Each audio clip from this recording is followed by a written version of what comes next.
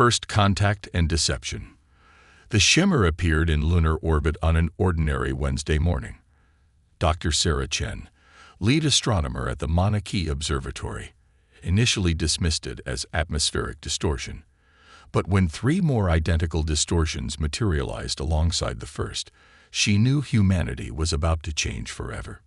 Within hours, the worldwide scientific community confirmed what Sarah had witnessed. 4 massive vessels, each roughly the size of Manhattan, had emerged from what appeared to be controlled space-time distortions. Their surfaces rippled with an iridescent coating that seemed to bend light itself. General Marcus Rodriguez, commander of Earth's United Defense Force, stood in the Pentagon's newly established First Contact Center, watching real-time footage of the vessels. At 63, he'd spent 4 decades preparing for potential extraterrestrial contact, but nothing in his training had prepared him for the elegant precision of these ships. "Sir," Lieutenant Emma Hayes called from her station, "we're receiving a transmission. It's being broadcast on all frequencies, in perfect English." The message filled every screen in the center. "Greetings, children of Earth. We are the Arcturus Collective, bearers of peace and progress. Your world has been chosen for ascension."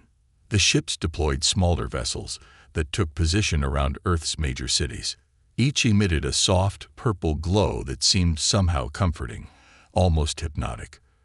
The Collective's representatives, tall humanoids with silvery skin and flowing robes, appeared simultaneously in every major capital.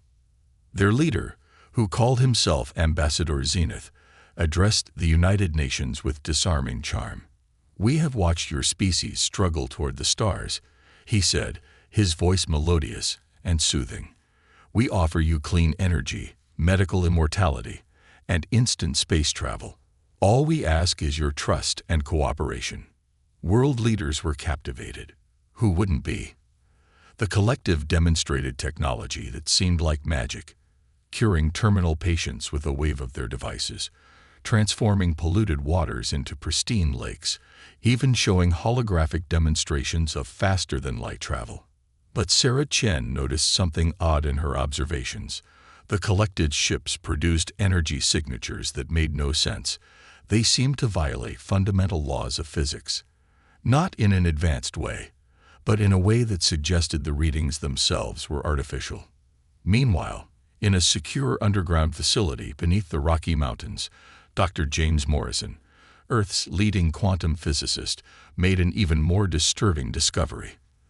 The Collective's technology created subtle distortions in Earth's electromagnetic field, distortions that seemed to be affecting human brain chemistry. General Rodriguez received their findings during a private meeting. "They're lying to us," Sarah explained, spreading out her data. "These energy signatures, they're like a Hollywood special effect. All show, no substance. The neural effects are subtle but widespread," James added. "They're making us more susceptible to suggestion. The more exposed people are to their ships, the more compliant they become." Rodriguez had noticed something himself. The Collective's representatives never allowed detailed scans of their technology. They deflected questions about their society's structure with vague platitudes about higher understanding. Then came the first disappearances. A few dozen people at first, mostly scientists and military personnel who'd expressed skepticism about the Collective. The official explanation: they'd been chosen for advanced training off-world, but no one ever heard from them again. Sarah's sister, a biotechnology researcher, vanished after discovering unusual patterns in the Collective's medical treatments. The cured patients showed subtle genetic alterations, changes that would become more pronounced in their offspring. Rodriguez began gathering a secret coalition of military leaders and scientists who hadn't been exposed to the Collective's influence. They met in shielded facilities, sharing discoveries and suspicions. The picture that emerged was chilling. "They're not here to help us," Sarah concluded during one such meeting. "This is an invasion, but not with weapons. They're trying to transform humanity itself, make us easier to control." The evidence mounted. Subtle changes in global communication patterns suggested the collective was monitoring all digital traffic. Children born after their arrival showed unusual neurological developments, and deep space telescopes detected massive structures being assembled in the outer solar system, structures that looked suspiciously like processing facilities. As the first month of the collective's presence drew to a close, Rodriguez's group made a terrifying discovery. Hidden in the seemingly beneficial energy field surrounding Earth was a complex matrix of quantum-entangled particles. Once fully established, it could be used to instantly paralyze every electronic device on the planet, and possibly affect human nervous systems as well. They had perhaps 2 weeks before the matrix reached critical density. 2 weeks to find a way to resist an enemy that had already begun transforming human civilization from within. 2 weeks to save not just humanity's freedom, but its very identity. The question was, how do you fight an enemy that can read your thoughts, predict your moves, and has already convinced most of the world's population that they're saviors? The answer, Sarah realized, might lie in humanity's greatest weakness, its primitive, unpredictable nature. The very thing the collective was trying to fix might be Earth's only hope for survival. Rodriguez gathered his inner circle.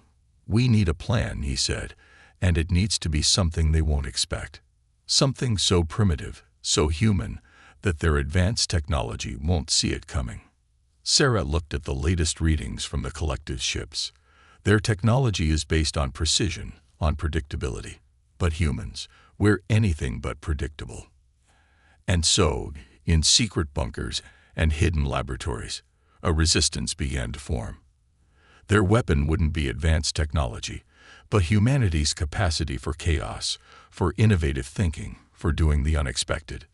The very qualities the collective saw as flaws might prove to be humanity's salvation. The first phase of their plan was already in motion, and it centered on something the collective would never suspect. They would use humanity's primitive nature not as a weakness, but as their greatest strength, the hidden strength. Dr. James Morrison stared at the quantum readings with growing excitement.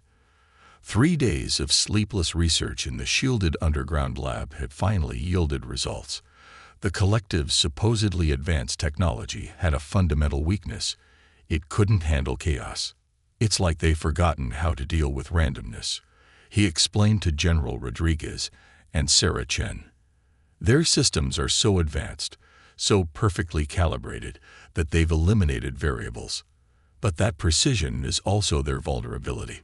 Sarah nodded, pulling up her astronomical data. "That's why their ship's energy signatures look artificial. They're trying to impose perfect order on an inherently chaotic universe. It's like they're attempting to rewrite physics itself." Rodriguez leaned forward, his weathered face illuminated by the holographic displays. "How can we use this?" The answer came from an unexpected source.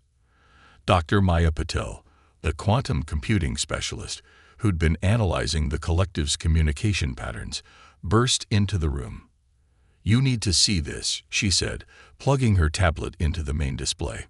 The screen filled with data streams, the collective's transmissions, but Maya had found something hidden beneath the surface.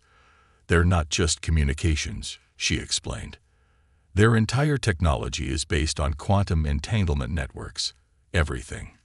Their ships, their weapons, their miraculous cures. It's all connected in a single, perfectly synchronized system." "Perfect synchronization," James mused. "That's their weakness. They can't handle disruption because their entire civilization depends on perfect harmony." The implications were staggering. The collective wasn't just advanced. They'd become utterly dependent on their technology. They'd eliminated redundancy, backup systems, and manual controls because they believed they'd achieved perfection. Meanwhile, in a hidden facility beneath the Atacama Desert, Lieutenant Emma Hayes made another crucial discovery. The collective's representatives never visited areas with high natural electromagnetic interference. They claimed it was to protect Earth's populations from harmful energies, but Emma's tests suggested otherwise. "Their biological forms are as synchronized as their technology," she reported via secure channel. Natural EM fluctuations disrupt their neural patterns. It actually causes them physical discomfort. Rodriguez's resistance group began formulating a plan. They couldn't match the collective's technology, but they could exploit its perfection. Humanity's primitive nature, our ability to function in chaos, our redundant systems, our capacity for random innovation, might be their salvation. Sarah's team started developing what they called chaos generators, devices that created unpredictable patterns of electromagnetic interference. James and Maya worked on quantum disruption fields that would introduce randomness into the collective's perfectly ordered systems. But their most powerful weapon was human unpredictability itself. Rodriguez organized his remaining loyal forces into small, autonomous cells. Each unit would operate independently, making decisions based on circumstance rather than central coordination. The collective's predictive algorithms wouldn't be able to anticipate actions that even the humans themselves hadn't planned. The resistance faced another challenge: communication. The collective monitored all electronic transmissions. The solution came from humanity's past. They revived old techniques: Morse code, signal flags, even Native American smoke signals. They used children's games to create unbreakable codes, because what could be more chaotic and unpredictable than playground rhymes? In the Pacific Ocean, submarine commanders received their orders through patterns of whale songs. Resistance fighters in urban areas used street art to convey messages. The collective's AI couldn't distinguish meaningful graffiti from random vandalism. The plan had multiple layers. On the surface, humanity would appear to be accepting the collective's guidance. But beneath that compliance, they would create increasing levels of random interference, natural accidents, equipment malfunctions, unexpected weather patterns, all carefully orchestrated to seem unconnected. Dr. Paddle discovered that human emotions, particularly strong ones, created subtle disruptions in the collective's quantum field. The resistance began organizing events that would trigger powerful emotional responses: concerts, sports competitions, public celebrations. Each burst of human joy, anger, or excitement sent ripples through the collective's perfect order. But they had to move carefully. The collective's influence was growing stronger. More people disappeared daily, and those who remained showed increasing signs of neural modification. The resistance estimated they had less than a week before the transformation became irreversible. They found unlikely allies among Earth's artists, musicians, and chaos mathematicians. A composer created music that subtly disrupted the collective's neural patterns. Street performers organized flash mobs that created unpredictable crowd movements, interfering with the aliens' predictive algorithms. In orbit, Sarah's team reprogrammed weather satellites to create random atmospheric disturbances. The collective's ships, designed to operate in the perfect vacuum of space, struggled with the turbulence. Their perfect formations began showing signs of strain. The Resistance's greatest asset was humanity's greatest flaw: our stubborn refusal to follow patterns. Every time the collective's AI predicted human behavior, someone would do something completely unexpected. A farmer would plant crops in spiral patterns. A traffic controller would reroute vehicles to create abstract patterns visible from space. Small acts of chaos, multiplying across the globe. James made another crucial discovery. The collective's quantum matrix wasn't just monitoring Earth. It was trying to impose its order on human DNA itself.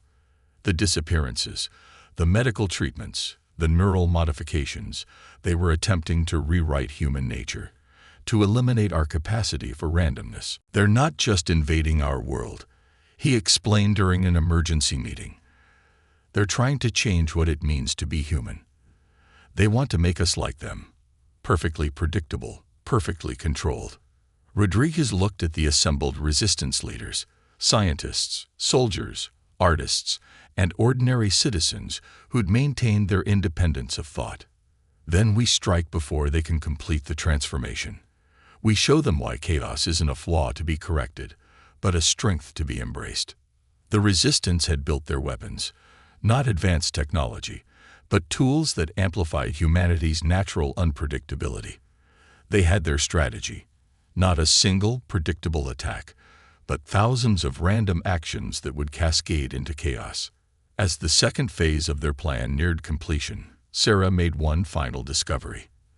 The collected ships weren't just vulnerable to chaos, they were terrified of it. Their perfect civilization couldn't comprehend or adapt to true randomness, and humanity was about to give them more chaos than they could handle. The stage was set for Operation Earthshield, a defense strategy unlike anything in human military history. It would rely not on force or advanced technology, but on humanity's unique ability to embrace and thrive in chaos. Rodriguez gave the order, "Begin the disruption. Let's show them why they should fear primitive humans." The Resistance's message spread through their hidden networks. Be unpredictable. Be human. Be free. Operation Earthshield.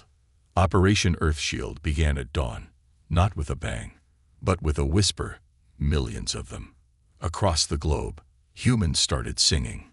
Different songs, different rhythms, an unprecedented cacophony of sound that created waves of quantum disruption through the collective's neural network.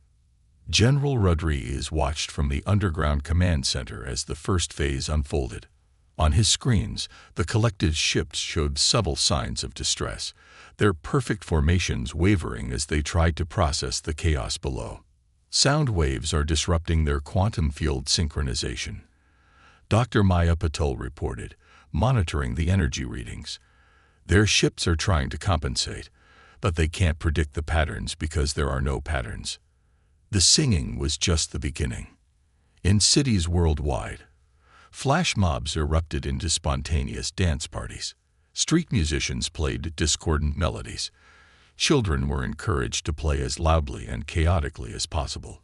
Each burst of random noise sent ripples through the collective's carefully maintained order. The collective's representatives responded exactly as predicted. They tried to restore order. Their ships emitted calming frequencies, attempting to dampen the chaos. But humanity had prepared for this. Sarah Chen's team activated their network of chaos generators, devices hidden in everyday objects that created random electromagnetic pulses. Traffic lights began changing erratically. Television broadcasts scattered into static.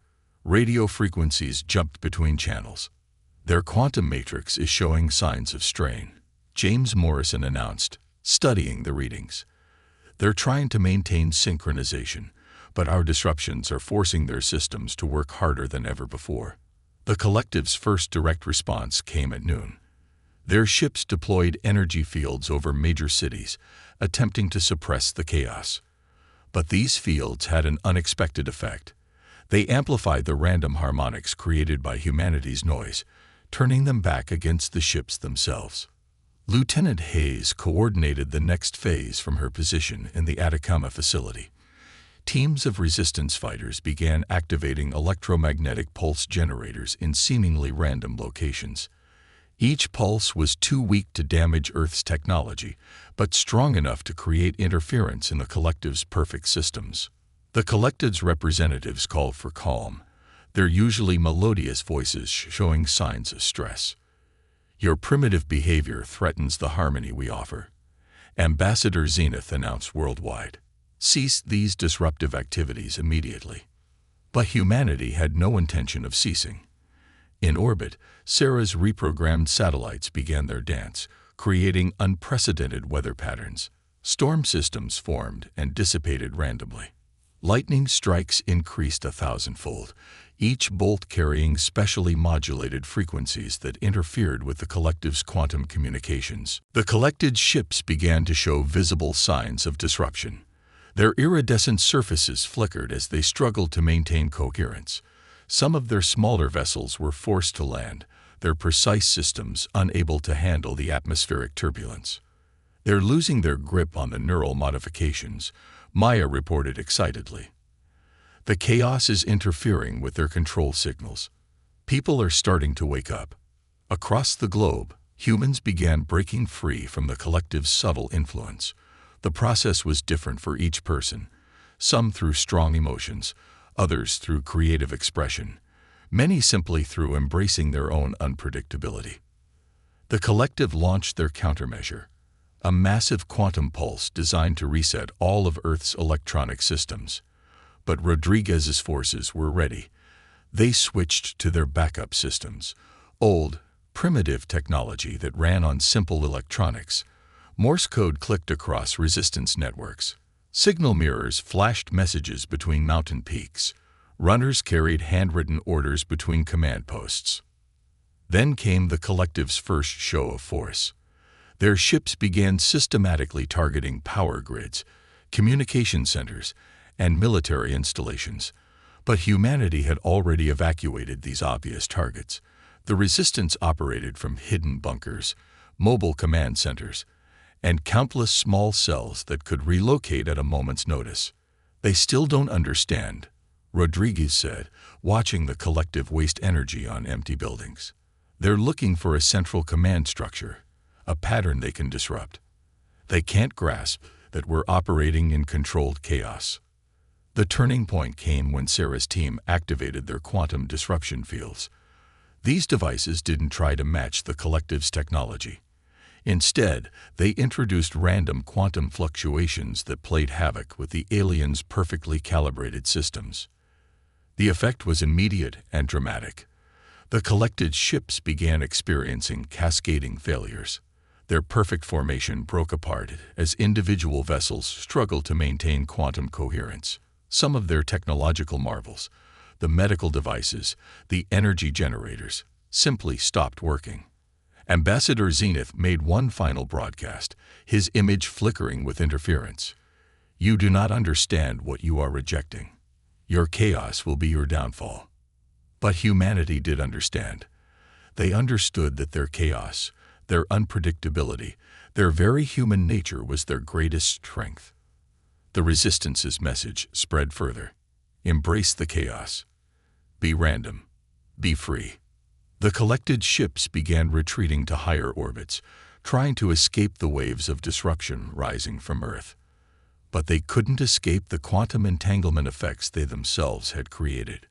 Their perfect network was becoming their perfect trap. James Morrison's voice cut through the command center. Their quantum matrix is approaching critical instability. The cascade effect is beginning.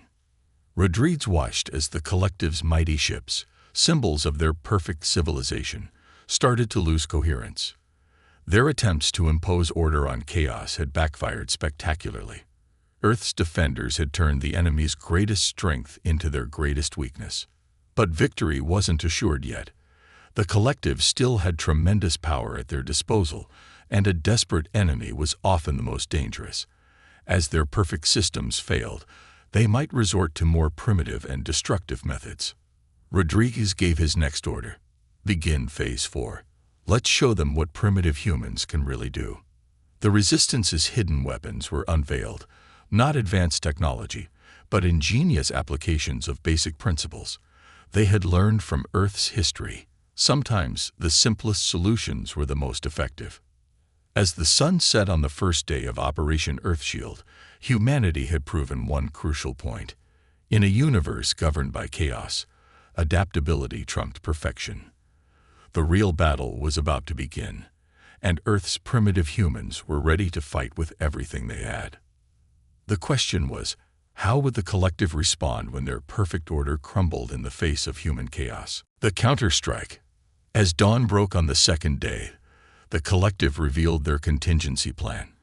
Massive structures emerged from hyperspace, factory ships that began producing simpler, more primitive weapons. They were adapting, abandoning their perfect technology for brute force. They're switching to basic particle weapons, Sarah Chen reported, her eyes fixed on the astronomical data. No quantum entanglement, no synchronized fields, just raw destructive power. General Rodriguez had anticipated this. They're desperate enough to use what they consider primitive weapons. That means we've already won the technological war. Now it's time for Phase 4, Operation Thunderbolt. Across the globe, hidden bunkers opened to reveal humanity's secret weapons. Not advanced energy cannons or sophisticated shields, but thousands of electromagnetically accelerated mass drivers, railguns built with deliberately simple technology.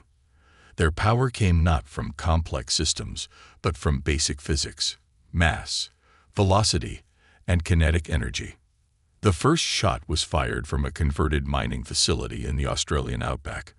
A simple tungsten rod, accelerated to near-orbital velocity, streaked through the atmosphere. The collected ships, their sensors calibrated for energy weapons and quantum fluctuations, barely registered the primitive projectile until it punched through one of their factory ships. "Target hit," Lieutenant Hayes announced, her voice tight with excitement. Their armor was designed to deflect energy weapons, not kinetic impacts. They never expected us to use something so basic. The collective's response was immediate and fierce. Their ships launched waves of autonomous drones, each armed with particle weapons. But these machines, stripped of their quantum networking, were predictable in ways their more advanced technology hadn't been. Dr. James Morrison's team had prepared for this. They activated arrays of simple electromagnetic pulse generators, technology so basic it predated the digital age.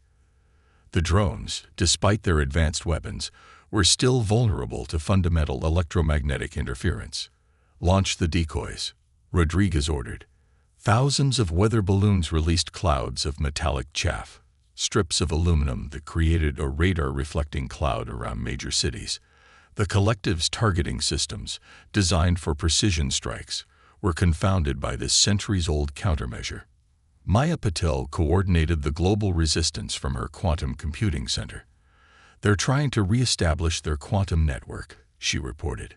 "But our chaos generators are still keeping them off balance. They can't maintain coherence long enough to synchronize their systems." The collective attempted to deploy their ground forces, the first time they'd shown themselves in physical form. But Earth's atmosphere, now charged with electromagnetic disturbances and random energy patterns, proved hostile to their biology. Their troops struggled to maintain cohesion in the face of simple environmental factors they'd engineered out of their own world centuries ago. Sarah's team made another crucial discovery. "Their ships' hulls," she explained, pointing to spectroscopic data. "They're made of a metamaterial that's perfectly engineered for space. But in atmosphere, under chaotic conditions, the molecular structure becomes unstable." Rodriguez immediately understood the implications. "All atmospheric units, switch to sonic weapons," he ordered. Around the world, arrays of massive speakers, originally designed for rock concerts and stadium events, began broadcasting at specific frequencies. The sound waves, combined with the atmospheric turbulence, caused the collective's ships to vibrate at their resonant frequencies. The effect was devastating. The collective's perfect engineering became their downfall as their ships' hulls began to develop stress fractures. Some of their smaller vessels literally shook themselves apart. But the collective wasn't finished. Their remaining factory ships began producing something new. Massive energy projectors that could potentially crack Earth's crust. They were preparing to destroy what they couldn't control. They're positioning for a final strike, Rodriguez announced to his command staff. "Time for our last card. Execute Operation Blackout." This was humanity's riskiest gambit. Around the world, in precise synchronization, power grids shut down. Cities went dark. All electronic emissions ceased. Earth, from space, appeared to go completely silent. The collective hesitated, their sensors suddenly blind to human activity. In that moment of confusion, humanity struck with everything they had. Railguns fired from hidden mountain bunkers. Submarine-launched missiles rose from random points in the oceans. Stratospheric balloon platforms dropped specially designed electromagnetic bombs. None of these weapons was particularly advanced. Most relied on technology that was centuries or even millennia old, but they all shared one crucial characteristic. They were unpredictable, undetectable by advanced sensors, and devastatingly effective against an enemy that had forgotten how to defend against physical threats. The collective's mighty ships, built to withstand the forces of space and handle the most sophisticated energy weapons, proved vulnerable to simple kinetic impacts and atmospheric resonance. Their perfect engineering had no defense against the chaos of primitive warfare. As their fleet began to crumble, the collective made one final desperate attempt. Ambassador Zenith's voice, now strained and distorted, broadcast worldwide. "If we cannot have your world, no one will. Prepare for termination." Their remaining ships began to power up their planet-cracking weapons, but humanity had prepared for this too. Deep in the Earth's crust, in abandoned mines and natural caverns, teams of geologists had planted simple but massive conventional explosives. As the collective's weapons powered up, these charges detonated in carefully calculated sequences. The resulting seismic waves weren't powerful enough to damage Earth significantly, but they created patterns of resonance that interfered with the collective's targeting systems. Their perfect calculations, disrupted by random geological activity, became useless. In orbit, their ships started to break formation, overwhelmed by the combination of atmospheric interference, kinetic impacts, and electromagnetic chaos. The mighty collective, which had conquered 47 civilizations through technological superiority, was being defeated by what they considered primitive weapons and tactics. But victory wasn't complete yet. The collective still had one last resort, a final weapon that could potentially sterilize Earth's surface. As their ships moved into position for this ultimate attack, Rodriguez gave the order for humanity's final surprise, an innovation so primitive, so unexpected, that not even his own staff had believed it would work. The question was, would humanity's last, simplest weapon be enough to save Earth from complete destruction, victory of the underdogs? Humanity's final weapon wasn't a weapon at all. It was an idea, turned into the simplest of tools. As the collected ships positioned themselves for their ultimate attack, Sarah Chen made the final adjustments to what she called Project Mirror. Across Earth's surface, millions of small mirrors, ordinary glass with simple reflective coatings, began turning toward space. These weren't sophisticated laser arrays or energy weapons. They were just mirrors, positioned by human hands, reflecting ordinary sunlight. Sometimes, Sarah had explained when proposing the plan, the simplest solution is just to turn on the lights. The collected ships, their hulls already destabilized by atmospheric interference and sonic attacks, suddenly found themselves bombarded by focused sunlight from millions of points across Earth's surface. Their metamaterial hulls, designed to be perfect in every way, had a fundamental flaw. They absorbed and channeled energy with incredible efficiency. Their perfection is their weakness, Dr. Morrison observed as the first ships began to glow. They can't ignore or reject the energy. Their hulls are trying to process it all, exactly as they were engineered to do. The effect was catastrophic for the collective. Their ships, unable to handle the massive influx of reflected solar energy, began to overheat. The same perfect engineering that made them nearly invincible in space now trapped them in a cascade of energy they couldn't control. Ambassador Zenith's final transmission was filled with disbelief. "This is impossible. You're using mirrors. Simple reflection. This cannot be." But it was happening. The collective's mighty fleet, which had conquered advanced civilizations across the galaxy, was being defeated by one of humanity's earliest inventions, the simple ability to reflect light. The factory ships were the first to fall, their production systems overloading as they tried to compensate for the heat buildup. The smaller vessels followed, their hulls warping and buckling under the thermal stress. Even their planet-cracking weapons proved useless. Their targeting systems couldn't function through the dazzling wall of reflected sunlight. Lieutenant Hayes coordinated the ground teams, ensuring the mirrors stayed focused as Earth rotated. "They never considered this," she said, watching the collective's ships failing. "They're so advanced, they forgot the basics of physics." As their fleet crumbled, something unexpected happened. The quantum matrix they'd built around Earth began to collapse, but not in the way anyone had predicted. The dissolution of their network revealed something shocking. The collective wasn't just a military force or political entity. They were a single, quantum-entangled consciousness. "They're all connected," Maya Patel realized, studying the quantum readings. "Their entire civilization is one networked mind, and we just threw chaos into their perfect order. The effect rippled through their entire fleet. As their ships failed, the quantum consciousness of the collective fragmented. Individual crew members began showing signs of independent thought for the first time in countless generations. Some of their ships simply fled, their crews breaking free from the collective consciousness and choosing self-preservation over unity. Others, their quantum links severed, began broadcasting messages of surrender. Rodriguez received the first official surrender transmission 3 hours after Project Mirror began. The message was different from the collective's previous communications. It was emotional, almost human. We yield to your chaos. We remember now what we lost in seeking perfection. The victory wasn't just military, it was philosophical. Humanity had proven that imperfection, adaptability, and simple solutions could triumph over even the most advanced technology. The myth of the collective's invincibility was shattered, not by superior firepower, but by humanity's ability to think creatively and act unpredictably. In the aftermath, as Earth's military secured the surrendered ships and began helping the newly individualized crew members, Sarah Chen made another fascinating discovery.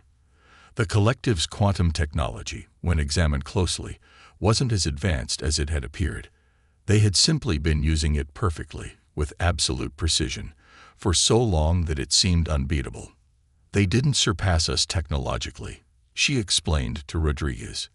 They just stopped innovating. They achieved what they saw as perfection and froze there, while we kept changing, adapting, staying chaos-friendly. The implications were staggering. The 47 civilizations the collective had uplifted hadn't been conquered by superior technology, but by the promise of perfection. A perfection that had ultimately proven to be their weakness. Earth's victory sent shockwaves through the galaxy. Other civilizations, hearing of how primitive humans had defeated the mighty collective, began to question their own paths toward technological perfection. Some even sent representatives to Earth, eager to learn about this different way of thinking. The remaining collective ships were converted into research stations, their crews working alongside humans to find a balance between advancement and adaptability. The quantum technology, freed from the constraints of perfect order, proved to have applications no one had imagined when combined with human creativity. 1 year after the invasion, General Rodriguez stood at the same window where he'd first watched the collective's ships appear. Earth had changed, but not in the way the collective had intended. Instead of becoming perfect, humanity had embraced its chaos, its creativity, its beautiful imperfection. We didn't just defend Earth, he told Sarah Chen, who had become Earth's first xenotechnology ambassador. We proved that being human, being imperfect, unpredictable, sometimes primitive, isn't a weakness. It's our greatest strength. The stars above them twinkled randomly, chaotically, beautifully. Humanity had taken its first steps into a larger galaxy, not as conquerors or the conquered, but as teachers of a lesson they'd always known in their hearts. True strength lies not in achieving perfection, but in the endless journey of adaptation, innovation, and embracing the chaos that makes us human. The universe, they had proven, didn't belong to the perfect. It belonged to those who could dance with its chaos.